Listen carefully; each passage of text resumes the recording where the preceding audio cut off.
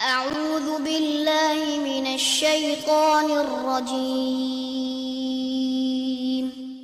بسم الله الرحمن الرحيم الحمد للہ رب العالمین والصلاة والسلام علی نبینا محمد وعلی آلہ وصحبہ اجمعین اما بعد۔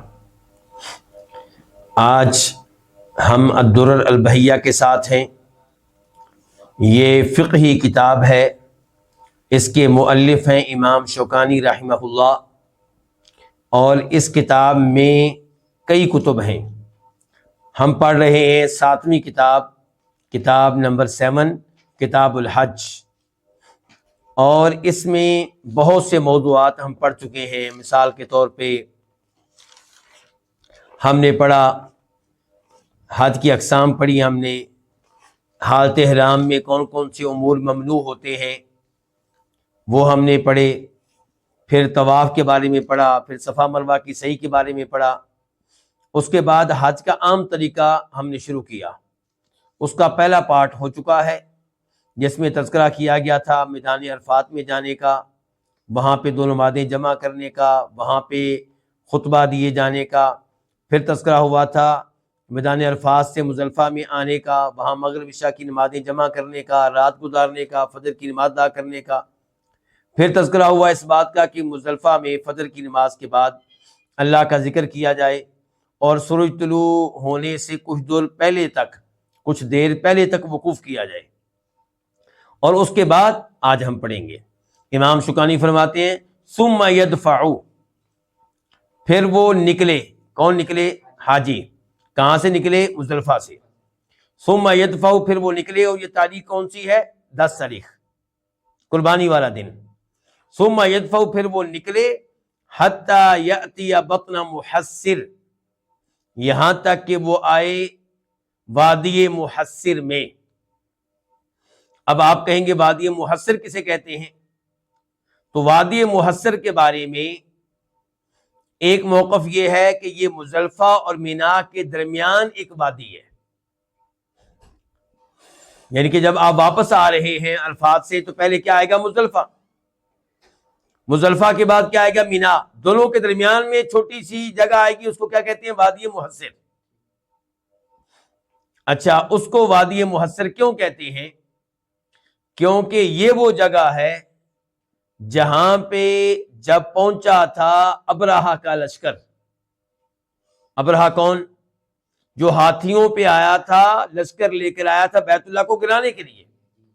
جب اس جگہ پہنچا تھا تو اللہ رب العزت کا عذاب آیا تھا۔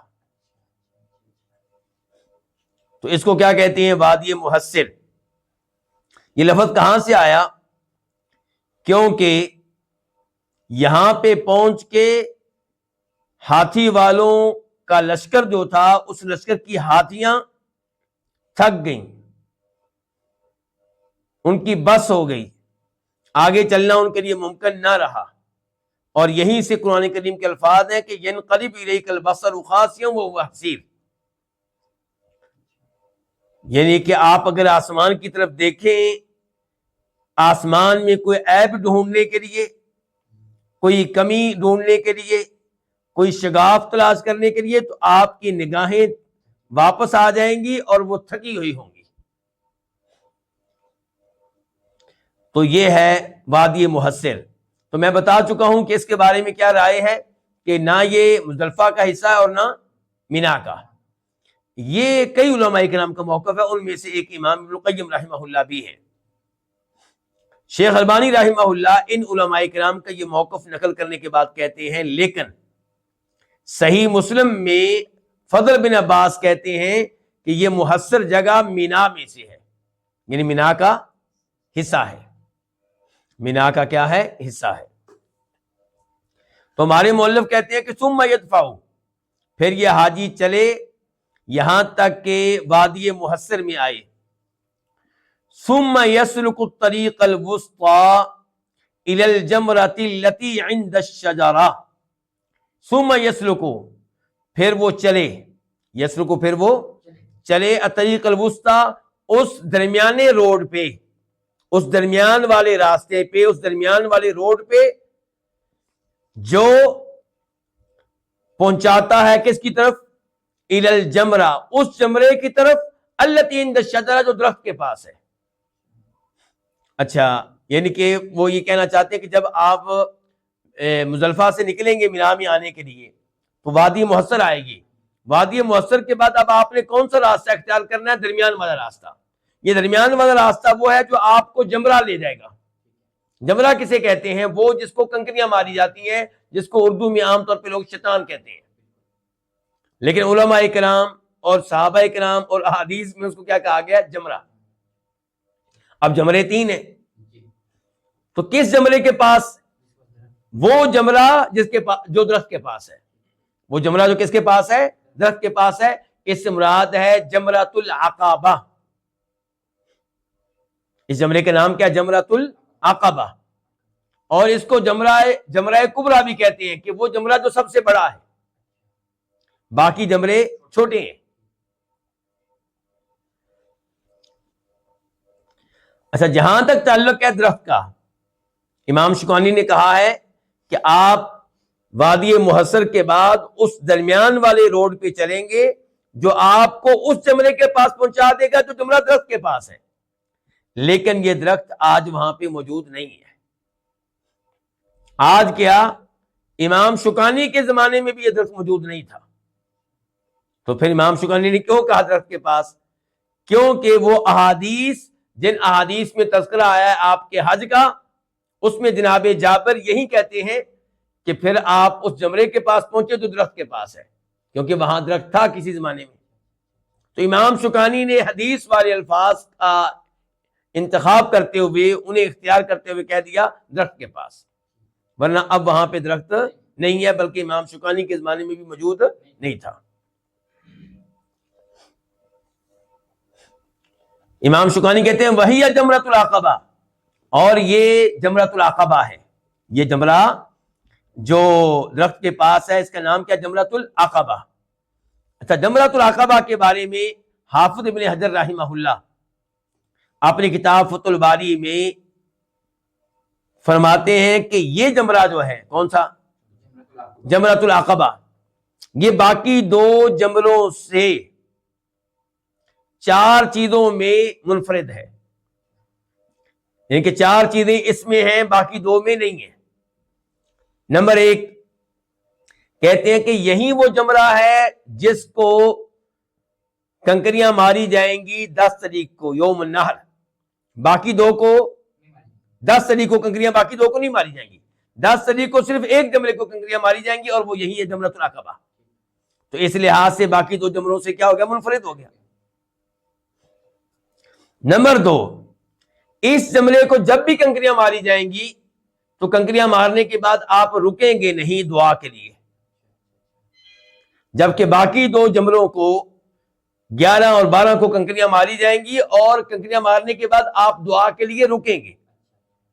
لیکن جمرۃ العقبہ کو کنکریاں مارنے کے بعد آپ نہیں رکیں گے، چاہے 10 تاریخ ہو، چاہے 11 ہو، چاہے 12 ہو، چاہے 13 ہو.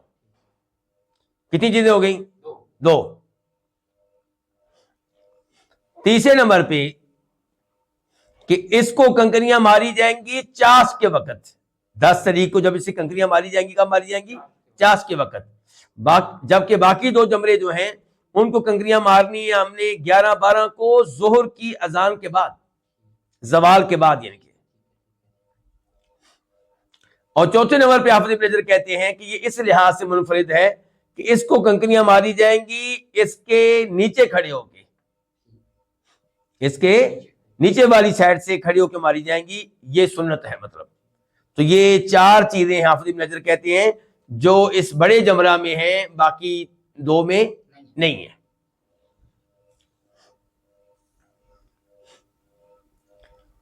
اچھا، تو اب ہم دوبارہ آتے ہیں امام شوکانی کے پاس، کیونکہ ہم درمیان میں چلے گئے تھے کس کے پاس؟ حافظ ابن حجر کے پاس چلے گئے تھے. اب امام شوکانی کے پاس دوبارہ آتے ہیں تو کہتے ہیں کہ پھر وہ اختیار کرے، وہ چلے اس درمیان والے راستے پہ جو پہنچا دے گا اس جمرہ کے پاس جو درخت کے پاس ہے، اور یہ جمرۃ العقبہ ہے. فَيَرْمِيهَا بِسَبْعِ حَصَيَاتٍ، چنانچہ اسے 7 کنکریاں مارے. کس کو؟ جمرۃ العقبہ کو. کتنی کنکریاں مارے؟ 7. یکبر مع کل حصاۃ، ہر کنکری کے ساتھ اللہ اکبر کہے. 7 کنکریاں، ہر کنکری مارتے ہوئے کیا کہے گا؟ اللہ اکبر. یہ جو گفتگو ابھی کی ہے امام شوکانی رحمہ اللہ نے، ہمارا سوال ہے امام شوکانی رحمہ اللہ سے کہ آپ نے کہاں سے لی؟ اس کی کوئی دلیل؟ تو انہوں نے اس کی دلیل ذکر نہیں کی، کیونکہ یہ کتاب فقہی کتاب ہے دلائل کے بغیر، لیکن دلیل ویسے موجود ہے، اور وہ وہی حدیث جابر ہے جس کا نمبر مسلم شریف میں کیا ہے؟ 1218 1218 1218. تو وہ حدیث تو لمبی ہے، اب میں اس کا وہی ٹکڑا پڑھوں گا جس کا ہمارے موضوع سے تعلق ہے. جناب جابر کہتے ہیں حتی اتا بطن محصر، یہاں تک کہ آپ علیہ الصلوۃ والسلام آئے وادی محصر میں. کہاں سے چلتے ہوئے؟ مزدلفہ سے. فحرک قلیلا، تو آپ نے اپنی سواری کو تھوڑی سی حرکت دی، یعنی کہ تیز کیا. ثم سلک الطریق الوسطی، پھر آپ نے وہ درمیانی راستہ اختیار کیا، التی تخرج علی الجمرۃ الکبریٰ، جو بڑے جمرہ کے پاس پہنچاتا ہے. حتی اتی الجمرۃ التی عند الشجرہ، یہاں تک کہ آپ پہنچ گئے اس جمرہ کے پاس جو درخت کے پاس ہے. فرماہا بسبع حصیات، تو آپ نے اسے 7 کنکریاں ماری. یکبر مع کل حصاۃ منہا، ہر کنکری کے ساتھ آپ اللہ اکبر کہہ رہے تھے. اور وہ کنکریاں کتنی تھیں؟ جناب جابر کہتے ہیں کہ وہ کنکریاں اتنی چھوٹی تھیں کہ انگوٹھے اور ایک انگلی کے درمیان میں رکھ کے آپ اس کو مار سکتے ہیں.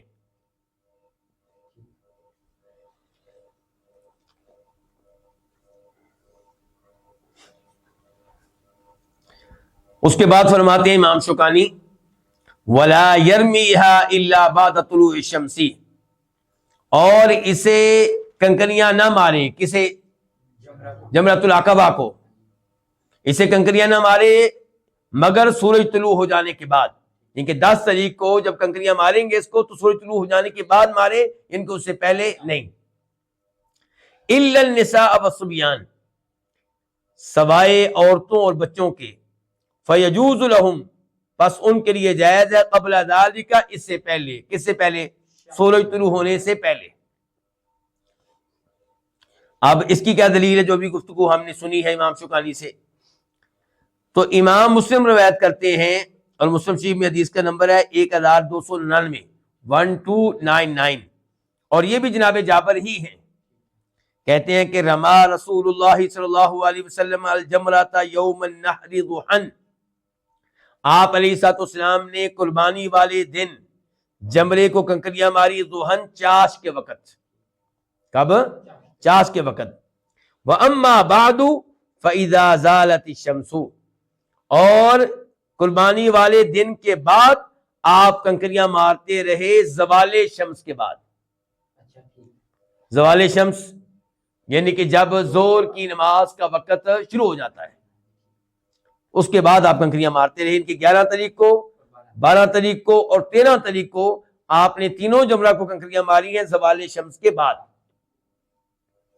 اور یہاں سے پتا چلا کہ 11، 12، 13 کو زوال شمس سے پہلے کنکریاں نہیں ماری جائیں گی. کئی حاجی آپ دیکھیں گے وہ زوال شمس سے پہلے کنکریاں مار رہے ہوتے ہیں، زور کی اذان کا وقت داخل ہونے سے پہلے کنکریاں مار رہے ہوتے ہیں. مثال کے طور پہ 11 بجے، صبح 10 بجے، صبح 9 بجے. تو 11، 12، 13 تاریخ کو یہ کام نہیں کرنا. اور دلیل کیا ہے کہ یہ کام نہیں کرنا؟ ایک دلیل تو آپ نے سن لی کہ جناب جابر کہہ رہے ہیں کہ نبی علیہ الصلوۃ والسلام زوال شمس کے بعد کنکریاں مارتے تھے. اور دوسری روایت میں آتا ہے کہ انتظار کرتے رہتے تھے زوال شمس کا، پھر کنکریاں مارتے تھے. تو یہ انتظار کیوں کرتے تھے؟ اگر زوال شمس سے پہلے کنکریاں مارنی جائز ہیں تو انتظار کیوں؟ اور پھر یہ بات ذہن میں رکھیں کہ نبی علیہ الصلوۃ والسلام امت کو مشقت میں ڈالنا پسند نہیں کرتے تھے. اگر زوال شمس سے پہلے کنکریاں مارنا جائز ہوتا، اس کی گنجائش ہوتی، تو آپ ان 3 دنوں میں سے کسی ایک دن زوال شمس سے پہلے کنکریاں مارتے، تاکہ لوگوں کو مسئلہ معلوم ہو جاتا کہ یہ جائز ہے، یا لوگوں کو کہہ دیتے کہ میں تو زوال شمس کے بعد کنکریاں ماروں گا، تم پہلے مار سکتے ہو۔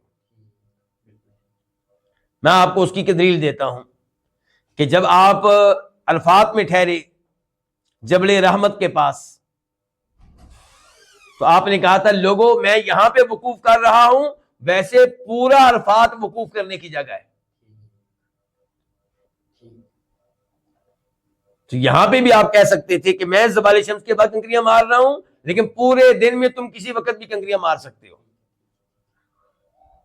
ایسا نہیں ہوا، اس لیے زوال شمس سے پہلے کنکریاں مارنا، اس سے بچا جائے۔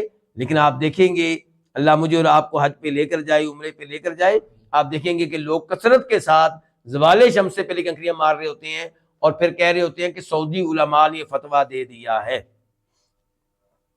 تو یاد رہے کہ سعودی علماء کرام نے، خصوصاً وہ جو سرکاری طور پہ فتویٰ دینے والے علماء کرام ہیں، انہوں نے ایسا کوئی فتویٰ نہیں دیا۔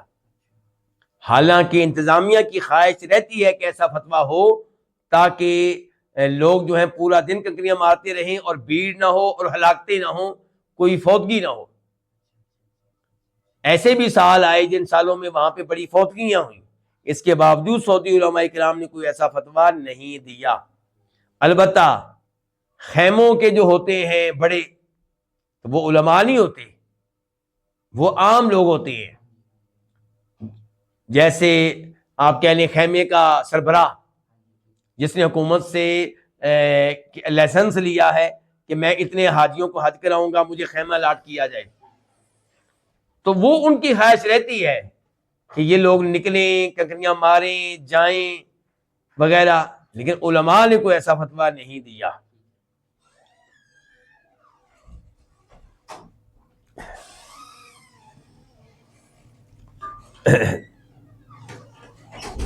اچھا، اب ابھی ہم نے دلیل دی ہے کہ نبی علیہ الصلوۃ والسلام نے 10 طریقوں کنکریاں ماری ہیں، کب؟ چاش کے وقت، اور 11، 12، 13 کو زوال کے بعد۔ لیکن امام شوکانی نے کہا تھا کہ عورتیں اور بچے وہ پہلے بھی مار سکتے ہیں، یعنی کہ 10 تاریخ کو وہ طلوع شمس سے پہلے مار سکتے ہیں، 10 تاریخ کو طلوع شمس سے پہلے، سورج نکلنے سے پہلے مار سکتے ہیں۔ اس کی کیا دلیل ہے؟ ایک حدیث تو آپ کے سامنے رکھنا چاہوں گا کہ امام بخاری روایت کرتے ہیں، نمبر ہے 1678، 1678، اور امام مسلم روایت کرتے ہیں، نمبر ہے 1293، 1293۔ راوی کون؟ عبداللہ بن عباس کہتے ہیں کہ مجھے نبی علیہ الصلوۃ والسلام نے سامان کے ساتھ یا کمزور لوگوں کے ساتھ مزدلفہ سے رات ہی کو روانہ کر دیا تھا۔ یہ پہلے مسئلہ بتا چکا ہوں نا کہ عام لوگ جو ہیں پوری رات مزدلفہ میں گزاریں گے، بلکہ فجر کی نماز بھی وہاں پہ ادا کریں گے، بلکہ فجر کی نماز کے بعد وقوف کریں گے، تکبیریں کہیں گے، دعائیں کریں گے، اور سورج نکلنے سے کچھ دیر پہلے مزدلفہ سے نکلیں گے مینا کے لیے۔ لیکن میں نے بتایا تھا کہ کمزور لوگ، عورتیں، بچے، وہ آدھی رات کے بعد یا سورج ڈوب جانے کے بعد اور چاند ڈوب جانے کے بعد، رات کو چاند ڈوب جانے کے بعد وہ مزدلفہ سے نکل کر مینا آ سکتے ہیں۔ تو عبداللہ بن عباس کہہ رہے ہیں کہ مجھے نبی علیہ الصلوۃ والسلام نے روانہ کر دیا تھا مزدلفہ سے رات ہی کو، کن کے ساتھ؟ سامان کے ساتھ اور کمزور لوگوں کے ساتھ۔ اور پھر ایک اور حدیث، وہ بھی بخاری شریف کی حدیث ہے، نمبر ہے 1681، 1681، اور مسلم شریف نمبر ہے 1290، 1290۔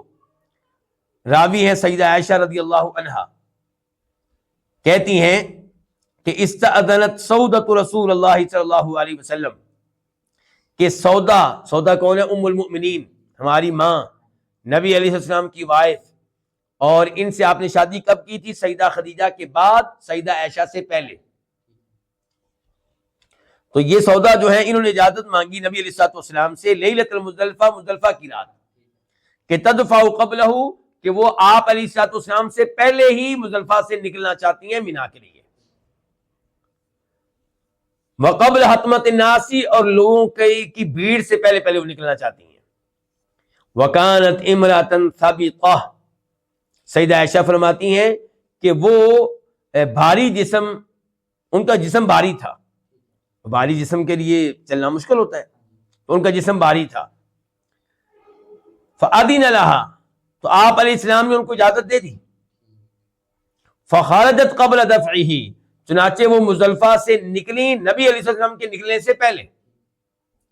وحبسنا، اور آپ نے ہمیں روکے رکھا، مزدلفہ سے نکلنے سے آپ نے ہمیں روکے رکھا. حتی اصبحنا، یہاں تک کہ ہم نے صبح کی.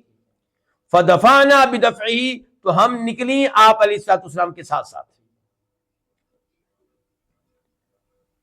لیکن دوسری روایت میں آتا ہے کہ سیدہ عائشہ کہتی ہیں کہ میں نے بعد میں احساس مجھے ہوا کہ مجھے بھی اجازت لے لینی چاہیے تھی، تو اگر وہ اجازت لیتی تو آپ نے ان کو بھی دے دینی تھی. اچھا، یہ آپ دیکھیں عبداللہ ابن عباس اور ادھر سیدہ سودا، یہ نکل آئے ہیں مزدلفہ سے کب؟ رات کو نکل آئے ہیں، فجر سے پہلے نکل آئے ہیں. اچھا، کیوں نکلے ہیں پھر؟ یہ کنکریاں مارنے کے لیے. راش تو کنکریاں وہاں پہ ہوگا نا، راش کہاں ہونا ہے؟ کنکریاں مارتے ہوئے. یہی تو مقصد ہے پہلے نکلنے کا. پھر آپ تیسری روایت لیں اسی موضوع پہ، اور یہ روایت بیان کرنے والے ہیں عبداللہ، جو سیدہ اسماء کے آزاد کردہ غلام ہیں. اسماء کون سی؟ سیدہ عائشہ کی بہن اسماء بنت ابو بکر. تو وہ ان کے مولا، ان کے آزاد کردہ غلام عبداللہ کہتے ہیں کہ ہم لوگ نکلے کہاں سے؟ مزدلفہ سے. یہ اس حج کا تذکرہ ہو رہا ہے جو سیدہ اسماء نے بعد میں کیا. کب کیا؟ اللہ کے نبی کے ساتھ نہیں. اللہ کے نبی کے ساتھ تو کیا ہوگا، لیکن یہاں پہ جو تذکرہ ہو رہا ہے یہ اس حج کا ہے جو اللہ کے نبی صلی اللہ علیہ وسلم کے فوت ہو جانے کے بعد کیا ہے. تو یہ یہاں پہ بیان کر رہے ہیں یہ سیدہ اسماء کے غلام کہ فرتحلنا، ہم رات کو نکلے وہاں سے. کہاں سے؟ مزدلفہ سے. ومضینا، ہم چلتے رہے. حتی رمت الجمرہ، یہاں تک کہ سیدہ اسماء نے آ کے جمرہ کو کنکریاں ماری. ثم رجعت، پھر وہاں سے واپس آئیں کنکریاں مار کے، کیونکہ جمرہ جو ہے نا وہ مینا کے اینڈ میں ہے. جب آپ مزدلفہ سے مینا میں آ رہے ہوں تو جمرہ کہاں آئے گا؟ مینا کے آخر میں. جب آپ مکہ سے مینا آ رہے ہو تو جمرے شروع میں آئیں گے. سمجھے بات واضح ہو رہی ہے؟ تو اسی لیے کہہ رہی ہیں کہ کنکریاں مارنے کے بعد واپس آئیں. کہاں؟ مینا میں. کیونکہ اب مینا میں 11 تاریخ گزارنی ہے، 12 تاریخ گزارنی ہے، اور وہاں پہ باقاعدہ خیمے لگے ہوتے ہیں، تو اپنے خیمے میں واپس آئیں. یہ مراد ہے. سمجھے نا بات کو؟ کہتے ہیں پھر واپس آئیں. فصلت الصبح فی منزلہا، صبح کی نماز انہوں نے ادا کی اپنے گھر میں، اپنے خیمے میں. اس کا مطلب ہے کہ کنکریاں کب ماری ہیں؟ فجر سے پہلے کنکریاں مار چکی ہیں. اچھا، اب دیکھیں آگے مزید دیکھیں. فقلت، یہ ان کے آزاد کردہ غلام کہتے ہیں کہ میں نے کہا ما ارانا الا قد غلسنا، مجھے لگتا ہے کہ ہم نے بہت پہلے کنکریاں مار لی، اندھیرے میں مار لی، ہم نے تو جلد بازی سے ہم نے کام لیا ہے. کون کہہ رہا ہے؟ غلام. تو سیدہ اسماء آگے سے کہتی ہیں یا بنیہ، میرے بیٹے، ان رسول اللہ صلی اللہ علیہ وسلم اذن للضعنی، نبی علیہ السلام نے عورتوں کو ایسا کرنے کی اجازت دی تھی. تو یہ کیا ہوگی؟ حدیث ہوگی. وہ کہہ رہی ہے کہ نبی علیہ السلام نے عورتوں کو ایسا کرنے کی اجازت دی تھی.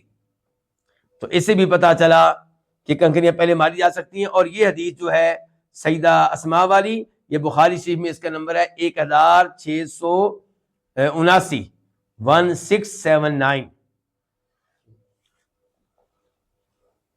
تو اب یہ مسئلہ واضح ہو گیا. مسئلہ یہ واضح ہوا کہ عام لوگ مزدلفہ میں پوری رات گزاریں گے، فجر کی نماز بھی ادھر ادا کریں گے، نماز کے بعد وقوف کریں گے، دعائیں کریں گے، اور سورج نکلنے سے پہلے مزدلفہ سے نکلیں گے مینا کے لیے، اور مینا میں آ کے کنکریاں ماریں گے چاش کے وقت، سورج نکلنے کے بعد. سورج نکلنے کے بعد. اور جو عورتیں اور بچے ہیں ان کو اجازت ہے وہ مزدلفہ سے نکل آئے آدھی رات کو، یا آدھی رات کے بعد کسی وقت، یا فجر سے پہلے یا فجر کے بعد، ان کی مرضی ہے. اور وہ کنکریاں مار سکتے ہیں سورج نکلنے سے پہلے پہلے، اور اگر بعد میں مارنا چاہیں تو ان کی مرضی۔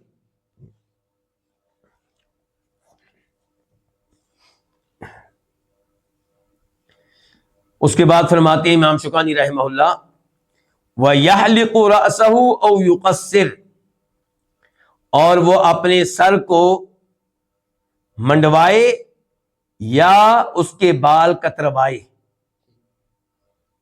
بال پورے منڈوا دے اسرے کے ساتھ یا کینچی کے ساتھ یا مشین کے ساتھ بال کیا کر لے، چھوٹے کروا لے، کتروا لے، ہلکے کروا لے، یہ اس کی مرضی ہے۔ لیکن ایک بات آپ نے ذہن میں رکھنی ہے کہ پورے سر کے بال منڈوائیں یا پورے سر کے بال کتروائیں، لیکن پورے سر کے۔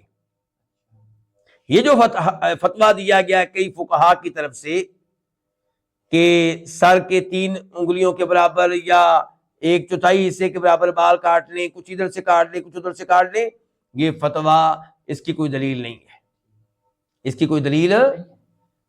سر کے بال منڈواتے کٹواتے ہوئے پورے سر کا احاطہ کرنا ہے، چند بال یہاں سے چند وہاں سے یہ کام نہیں کرنا۔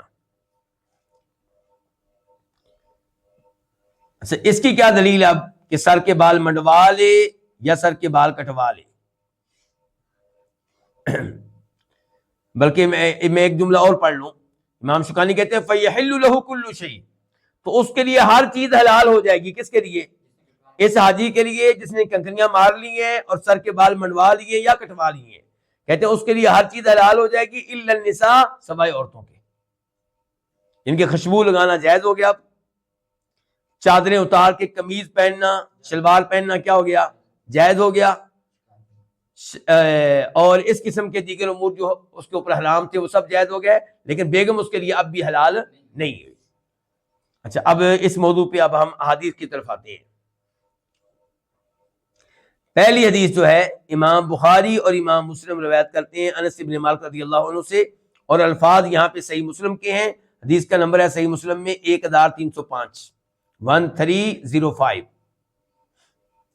انس بن مالک کہتے ہیں کہ نبی علیہ السلام مینا میں آئے، فاتل جمرہ، جمرہ کے پاس آئے، فرماہا، تو اسے کنکریاں ماری، ثم اتا منزلہ بمنا، کنکریاں مارنے کے بعد جو مینا میں آپ کا گھر تھا، خیمہ تھا، وہاں تشریف لائے، ونہارا، اور آپ نے اپنے جانور ذبح کیے، اپنے اونٹوں کو نہر کیا، ثم قال للحلاقی، پھر آپ نے کہا کس سے؟ سر کے بال مونڈنے والے سے، جس کو ہم حجام کہتے ہیں، اس سے کہا خود پکڑو میرے بال، وَأَشَارَ إِلَى جَانِبِهِ الْأَيْمَنِ، اور آپ نے اشارہ کیا اپنی دائیں جانب۔ تو یاد رکھیے گا، سر کے بال منڈواتے ہوئے کٹواتے ہوئے علماء کرام حجام سے کہیں پہلے بال کدھر سے لے؟ دائیں ہاتھ کس کا؟ آپ کا، اس حجام کا دائیں ہاتھ نہیں، اس کا دائیں ہاتھ تو ہوگا آپ کی بائیں سائڈ پہ۔ تو آپ نے اس سے کہنا بھی پہلے میرے بال کاٹنے آپ نے میرے سر کے دائیں حصے سے۔ یہ سیکھیں نبی علیہ الصلوۃ والسلام سے۔ ثم الایسر، پھر آپ نے اشارہ کیا بائیں سائڈ پہ، ان کے اب ادھر کے بال کاٹو۔ ثم جعل یعطیہ الناس، پھر آپ یہ بال لوگوں کو دینے لگے، لوگوں میں تقسیم کرنے لگے۔ نبی علیہ السلام کے بال کیا ہیں؟ بابرکت۔ تو آپ کے بال تقسیم ہوئے، صحابہ کرام نے بڑی محبت سے لیے اور اپنے گھر میں وہ رکھتے تھے اور بڑا ان کا اہتمام کرتے تھے، اور آپ کے سر کا کوئی بال مل جائے تو میرے لیے، آپ کے لیے اعزاز ہے، ہم اسے ہاتھ لگانا، اسے چھونا، اسے بوسہ دینا اپنے لیے اعزاز سمجھیں گے، لیکن اگر ملے تو جیلی بالوں کو ہم بوسہ دینے کے قائل نہیں ہے۔ جو اٹھتا ہے کہتا ہے جی اللہ کے رسول کا بال ہے علیہ الصلوۃ والسلام، تو اس کے ہم قائل نہیں ہیں، لیکن حقیقتاً آپ کا بال ملے تو یقیناً آپ کے بال سے پیار کرنا، محبت کرنا ہمارے لیے اعزاز ہے اور اس میں برکت بھی ہے۔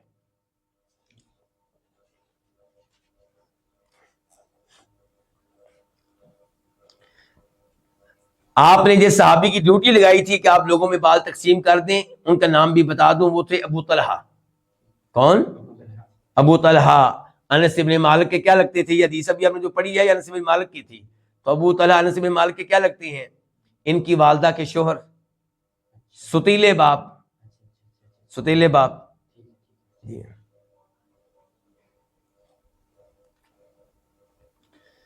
اور جب گفتگو ہم کر رہے ہیں سر کے بال منڈوانے کٹوانے پہ، تو یہاں پہ یہ وضاحت بھی مناسب ہوگی کہ مردوں کے لیے افضل یہ ہے کہ بال منڈوائیں، کیونکہ نبی علیہ الصلوۃ والسلام نے ایسے ہی کیا تھا. آپ نے حج کے موقع پہ سر کے بال منڈوائے تھے، کٹوائے نہیں تھے، کتروائے نہیں تھے، بلکہ منڈوائے تھے. اور اس لیے بھی کہ حدیث آتی ہے، امام بخاری روایت کرتے ہیں، نمبر ہے 1728 1728، اور مسلم شریف نمبر ہے 1302 1302. راوی ہیں جناب ابو ہریرہ رضی اللہ تعالی عنہ کہ فرمایا نبی علیہ الصلوۃ والسلام نے، اللہم اغفر للمحلقین، اے اللہ جنہوں نے سر کے بال منڈوائے ہیں ان کے گناہ بخش دے. اس کا مطلب ہے سر کے بال منڈوانے کی بہت زیادہ اہمیت ہے. کیوں اہمیت ہے؟ کیونکہ آپ نے وہ بال جو آپ کے لیے باعث زینت ہیں، جن بالوں سے آپ پیارے نظر آتے ہیں، وہ اللہ کی راہ میں قربان کر دیں گے. تو آپ نے کہا اللہم اغفر للمحلقین، جنہوں نے سر کے بال منڈوائے ہیں اللہ ان کے گناہ معاف فرما دے، بخش دے ان کو. قالو، صحابہ کرام نے کہا یا رسول اللہ وللمقصرین، جنہوں نے سر کے بال ہلکے کروائے ہیں ان کے لیے بھی دعا کر دیں. لیکن آپ نے پھر کہا اللہم اغفر للمحلقین، اے اللہ ان کے گناہ بخش دے جنہوں نے سر کے بال منڈوائے ہیں، اس طرح چلایا ہے. صحابہ کرام نے پھر کہا اللہ کے رسول وللمقصرین، ان کے لیے بھی دعا کر دیں جنہوں نے سر کے بال کتروائے ہیں. آپ نے پھر کہا اللہم اغفر للمحلقین، اے اللہ ان کے گناہ بخش دے جنہوں نے سر کے بال منڈوائے ہیں. صحابہ کرام نے پھر کہا اے اللہ کے رسول وللمقصرین، ان کے لیے بھی دعا کر دیں جنہوں نے سر کے بال کتروائے ہیں. تو پھر جا کے آپ نے کہا وللمقصرین، اے اللہ ان کے گناہ بھی بخش دے جنہوں نے سر کے بال کتروائے ہیں. تو آپ کی دعا 3 بار ہے ان کے لیے جنہوں نے سر کے بال منڈوائے ہیں، اور 1 بار ہے ان کے لیے جنہوں نے سر کے بال کتروائے ہیں. اور دوسری حدیث میں آتا ہے کہ آپ نے یہ بھی کہا تھا کہ اللہ رحم فرما، ان کے گناہ بخش دے اور رحم فرما ان پہ جنہوں نے سر کے بال منڈوائے ہیں. ان کے لیے دعا 3 بار ہے. تو پھر افضل کیا ہوا؟ سر کے بال منڈوانا یا منڈوانا افضل ہوا. اور میں پھر بتا دوں، مشین جو آپ استعمال کرتے ہیں، چاہے 1 نمبر مشین استعمال کریں یا 2 نمبر یا 3 نمبر، مشین سے جو بال ان کے اتارے جائیں گے ان کو منڈوانا نہیں کہتے، ان کو کتروانا کہتے ہیں عربی میں. واضح ہے جی. اب یہاں پہ ایک اور مسئلہ بھی کہ عورتوں کے لیے کیا ہے. تو عورتیں جو ہیں وہ سر کے بال کتروائیں گی، وہ منڈوائیں گی نہیں، کیونکہ بخاری ابو داؤد شریف کی حدیث ہے، نمبر ہے 1985 1985. عبداللہ ابن عباس کہتے ہیں کہ نبی علیہ الصلوۃ والسلام نے فرمایا لیس علی النساء الحلق، عورتوں کے لیے حلق نہیں ہے، سر کے بال منڈوانا یہ عورتوں کے لیے نہیں ہے. انما علی النساء، یہ تقصیر عورتوں کے ذمے ہے سر کے بال ہلکے کروا لینا. اور ہلکے بھی اتنے نہیں کروائیں گی کہ مردوں کی مشابہت ہو جائے. عورتوں کو مردوں کی مشابہت سے روکا گیا ہے، مردوں کو عورتوں کی مشابہت سے روکا گیا ہے. تو عورتیں پھر کیا کریں گی؟ عورتوں کو چاہیے کہ اپنے سر کے بالوں کی ایک مینڈی پکڑیں، ایک چوٹی پکڑیں، ایک گچھا پکڑیں، اور اس کے آخر سے انگلی کے پورے کے برابر بال کاٹ لیں. پھر دوسرا گچھا پکڑیں، پھر تیسرا پکڑیں، پھر چوتھا پکڑیں. تو سر کے بالوں کے انہوں نے گچھے بنائے ہوتے ہیں نا، چوٹیاں بنائی ہوتی ہیں، مینڈیاں بنائی ہوتی ہیں. تو اگر نہیں بھی بنائی، کھلے ہیں بال، پھر بھی ہاتھوں سے اس طرح پکڑیں کہ پہلے یہ بال پکڑیں پھر وہ پکڑیں، تو ہر گچھے کے آخر سے انگلی کے پورے کے برابر بال کاٹ لیں.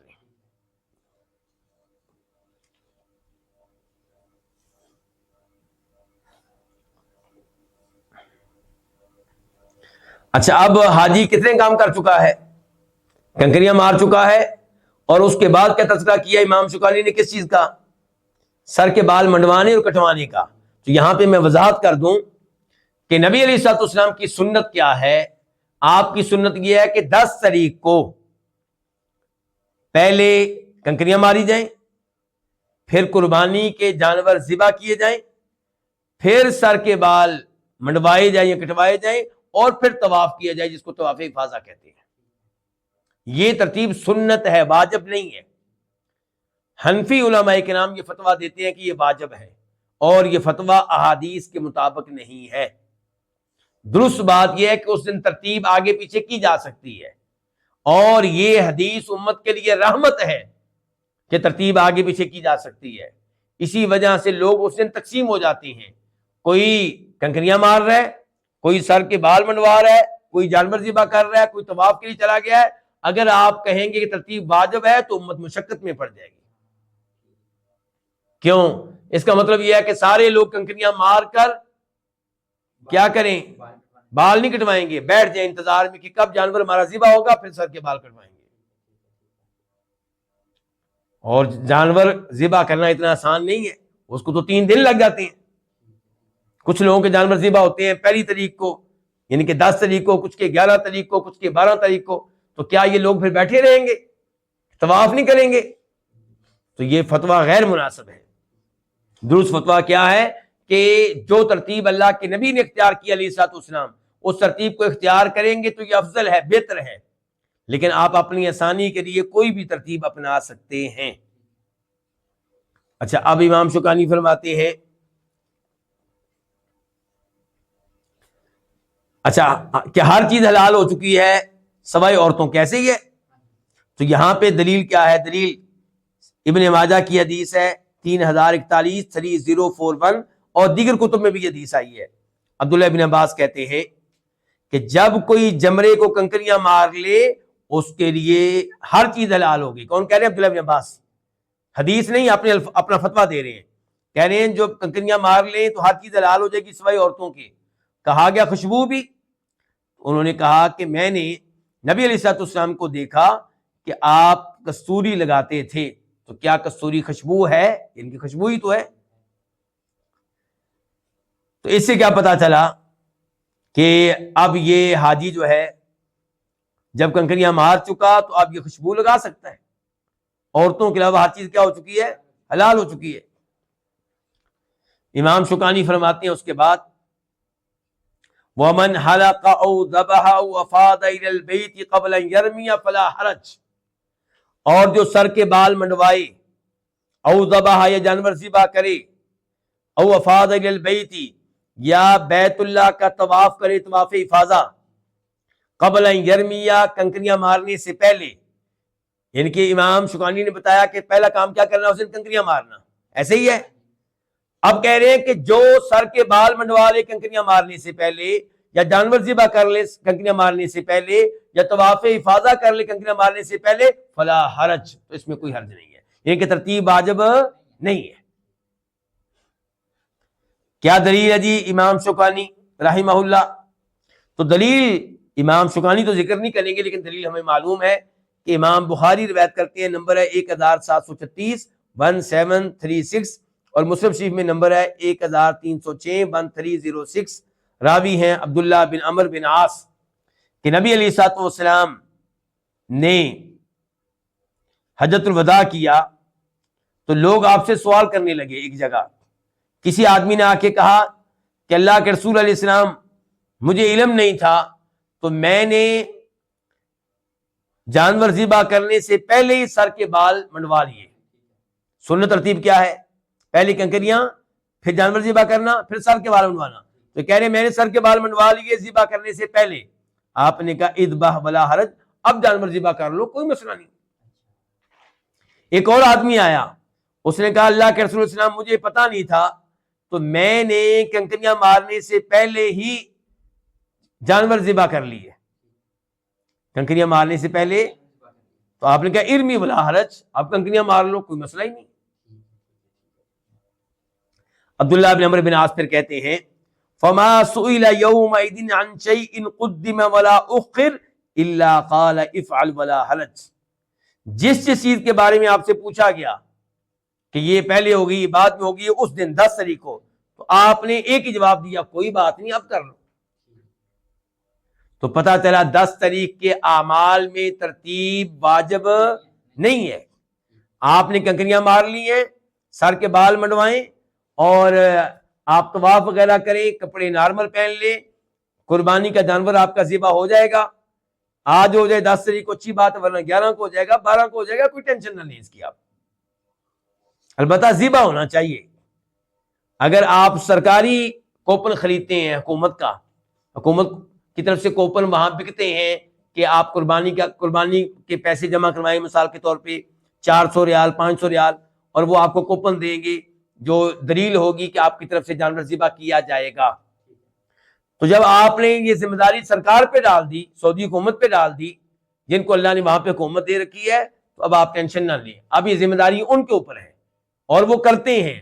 خود میں نے اس عمل کی نگرانی کی ہے، ہم نگرانی کرتے رہے، کئی دفعہ نگرانی کی ہے، اور یہ تعداد گنی جاتی ہے، شمار کیے جاتے ہیں، جانور ذبح ہوتے ہیں. پھر بھی اگر کوئی کمی کوتاہی ہو گئی تو آپ کی ذمہ داری نہیں ہے، حکومت کی ذمہ داری ہے، آپ نے اپنا فرض ادا کر دیا. لیکن اگر آپ یہ کوپن خریدتے ہیں حکومت کی بجائے کسی پرائیویٹ آدمی سے، تو پھر آپ خود ذمہ دار ہیں. ہاں اگر مکہ میں آپ کا کوئی رشتہ دار رہتا ہے جس کے اوپر آپ کو اعتماد ہے کہ یہ فراڈ کرنے والا نہیں ہے، یہ قربانی کرے گا، تو ٹھیک ہے، اس کے ساتھ اس کو دینے پیسے، وہ قربانی کر دے، یا اس کے ساتھ مل کے آپ خود قربانی کریں. لیکن عام پرائیویٹ آدمی جس کو آپ جانتے نہیں ہیں ان کو پیسے آپ دے دیں تو یہ خطرے سے خالی نہیں ہے. ثم یرجع الی منی، پھر وہ واپس آئے کہاں؟ منی. کہاں سے واپس آئے؟ طواف کر کے. ثم یرجع الی منی، پھر منی واپس آئے. فیبیت بہا، تو منی میں فیبیت بہا لیالی تشریقی، منی میں ایام تشریق کی راتیں گزارے. ایام تشریق کس کو کہتے ہیں؟ پہلے تو یہ بات ذہن میں رہے. 11 12 13 ان کو کیا کہتے ہیں؟ ایام تشریق. ایام تشریق کیوں کہتے ہیں؟ کیونکہ لوگ جانور ذبح کیا کرتے تھے، اور 11 12 13 کو لوگ گوشت کو دھوپ میں خشک کیا کرتے تھے. فریزر تو اس زمانے میں ہوتے نہیں تھے، لوگ گوشت کو خشک کیا کرتے تھے، کس میں؟ دھوپ میں. تو ان ایام میں جدھر دیکھو جناب گوشت کیا ہو رہا ہے؟ خشک ہو رہا ہے. تو ان ایام کو پھر لوگ کیا کہتے تھے؟ ایام تشریق. تو وہ ایام جن ایام میں گوشت کو دھوپ میں خشک کیا جاتا ہے تاکہ اسے بعد میں استعمال کیا جائے، مخصوص طریقہ ہوتا تھا اس کا. تو یہ ایام تشریق کہلاتے ہیں، ان کی راتیں لیالی تشریق کہلاتی ہیں. تو امام شوکانی کہہ رہے ہیں ثم یرجع الی منی، پھر یہ آدمی منی واپس آئے. فیبیت بہا، تو منی میں گزارے لیالی تشریق کی، ایام تشریق کی راتیں. وَيَرْمِي فِي كُلِّ يَوْمٍ مِّنْ أَيَّامِ تَشْرِيقِ الْجَمْرَاتِ الثَّلَاثِ بِسَبْعِ حَصَيَاتٍ، اور ایام تشریق میں سے ہر دن تینوں جمروں کو کنکریاں مارے. کتنی؟ 7 کنکریاں. کتنی کنکریاں؟ 7. مبتدئن، آغاز کرتے ہوئے، بالجمرۃ الدنیا، قریبی ترین جمرے سے. ان کے 11 12 13 کو کنکریاں مارتے ہوئے آغاز کیسے کرنا ہے؟ قریبی ترین جمرے سے. میں بتا چکا ہوں بڑا جمرہ کیا ہے؟ دور کا. جب آپ مزدلفہ سے منی میں آئے ہیں تو پہلا جمرہ جو آئے گا یہ قریبی ہوگا، پھر درمیانہ ہوگا، پھر آخری میں بڑا ہوگا، جس کو کیا کہتے ہیں؟ جمرۃ العقبہ. تو آپ آغاز کریں گے قریبی ترین جمرہ سے. قریبی ترین کس سے قریب؟ یعنی کہ مسجد خیف سے قریب. منی میں مسجد خیف موجود ہے نا، وہ مسجد جس میں 70 کے قریب نبیوں نے نمازیں ادا کی ہوئی ہیں، یہ کہاں موجود ہے؟ منی میں، مسجد خیف. تو یہ اس کے قریب ترین جو جمرہ ہے اس سے آپ آغاز کریں گے، جس کو چھوٹا جمرہ بھی آپ کہہ سکتے ہیں، سب سے چھوٹا جمرہ. پھر ثم الوسطی، پھر آپ کنکریاں ماریں گے درمیانے جمرے کو. ثم جمرۃ العقبہ، پھر آپ کنکریاں ماریں گے جمرۃ العقبہ کو، بڑے جمرہ کو. یہ بات ہو رہی ہے 11 تاریخ کی اور 12 تاریخ کی اور 13 تاریخ کی. اچھا یہ مسئلہ ہم نے سمجھ لیا. اب ہم دلائل کی طرف آتے ہیں. پہلے دلیل اس بات کی کہ ایام تشریق کی راتیں کہاں گزارنی ہے؟ مینا میں. 11 12 ان کی راتیں کہاں گزارنی ہے؟ مینا میں. اس کی دلیل کیا ہے؟ امام بخاری روایت کرتے ہیں اور امام مسلم شریف میں نمبر ہے اس حدیث کا 1315 1315. راوی عبداللہ بن عمر رضی اللہ عنہما کہتے ہیں استأذن العباس بن عبد المطلب، عباس بن عبد المطلب نے اجازت مانگی رسول اللہ نبی علیہ الصلوۃ والسلام سے. عباس آپ کے کیا لگتے ہیں؟ چچا.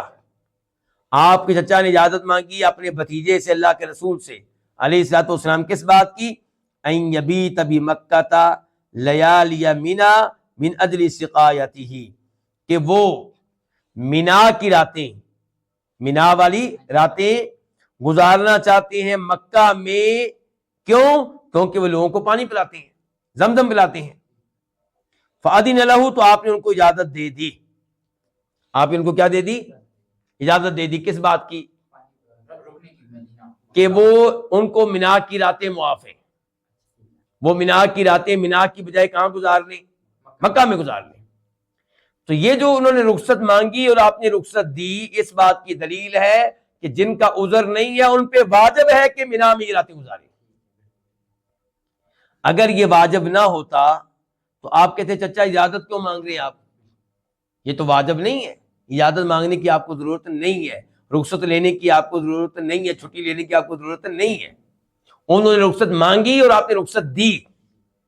تو یہ دلیل ہے کہ باقی لوگوں پہ واجب ہے کہ مینا کی راتیں کہاں گزاریں؟ مینا میں. اور ہمارے حنفی فقہا یہ فتویٰ دیتے ہیں کہ مینا کی راتیں مینا میں گزارنا واجب نہیں ہے، جبکہ صحیح فتویٰ کیا ہے کہ یہ کیا ہے؟ واجب ہے.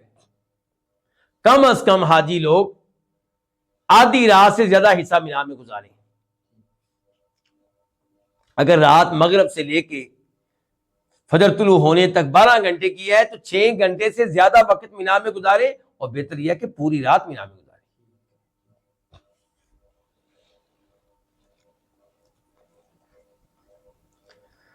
یہاں پہ ایک اور وضاحت بھی ہو جائے کہ جس کا کوئی عذر ہے اس کے لیے گنجائش ہے کہ وہ 2 دنوں کی کنکریاں ایک دن میں مار لے. مثال کے طور پہ وہ 13 تاریخ کو مار لے کنکریاں، 12 تاریخ کی بھی اور 13 تاریخ کی بھی. پہلے اس نے ماری ہیں 10 کی، پھر 11 کی، اور 12 کی نہ مارے اور 13 کو آ جائے، 12 اور 13 دونوں کی مار لے. یا 11 کو نہیں مار سکا تو 12 کو آ کے 11 کی بھی مار لے اور 12 کی بھی مار لے. واضح ہے نا مسئلہ؟ تو یہ اجازت ہے کس کو؟ جس کا کوئی عذر ہے. اور یہاں پہ کیا مراد ہوگا؟ وہ لوگ مراد ہوں گے جو حاجیوں کی خدمت کر رہے ہیں. آپ کو چچا عباس کو مینا کی رات کیوں معاف ہوئی تھی؟ پانی پلاتے تھے. مکہ میں جو حاجی آتے تھے طواف وغیرہ کرنے کے لیے ان کو پانی پلاتے تھے، زمزم پلاتے تھے، پانی پلاتے تھے. تو ایسے اگر کنکریاں روزانہ مارنی مشکل ہے کسی کے لیے، اس کی ڈیوٹی ہے، مثال کے طور پہ حج کر رہا ہے اور ڈاکٹر بھی ہے ساتھ ساتھ علاج کر رہے ہیں حاجیوں کا، یا حج کر رہا ہے ساتھ ساتھ اس کی ڈیوٹی ہے جانور ذبح کرنے کی، کوئی ایسا مسئلہ ہے تو پھر وہ اس رخصت سے فائدہ اٹھائیے. تو آئیے دلیل دیتے ہیں آپ کو. ابو داؤد شریف کی حدیث ہے، نمبر ہے 1975 1975، اور ابن ماجہ میں اس کا نمبر ہے 3037 3037. صحابی کے نام ہے عاصم. وہ کہتے ہیں کہ نبی علیہ الصلوۃ والسلام نے اونٹوں کے چرواہوں کو رخصت دی تھی کہ وہ مینا سے باہر رات گزار سکتے ہیں. مینا سے باہر اونٹوں کی وجہ سے، ان کی ڈیوٹی ہے اونٹ سنبھالنے انہوں نے.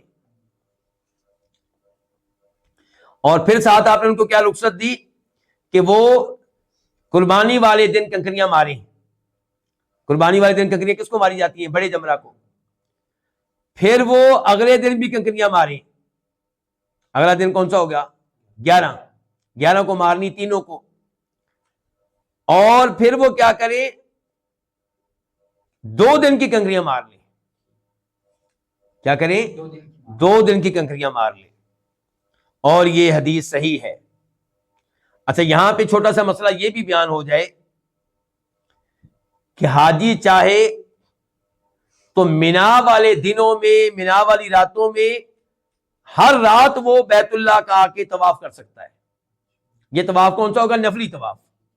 یہ کون سا طواف ہے؟ نفلی طواف. اس کی کیا دلیل ہے؟ اس کی دلیل وہ حدیث ہے جس کو روایت کرتے ہیں امام طحاوی مشکل الآثار میں، امام بہقی سنن کبریٰ میں، عبداللہ ابن عباس راوی ہیں. وہ کہتے ہیں کہ نبی علیہ الصلوۃ والسلام مینا میں جب تک رہے ہر رات بیت اللہ کی زیارت کرتے رہے، یعنی کہ اس کا طواف کرتے رہے.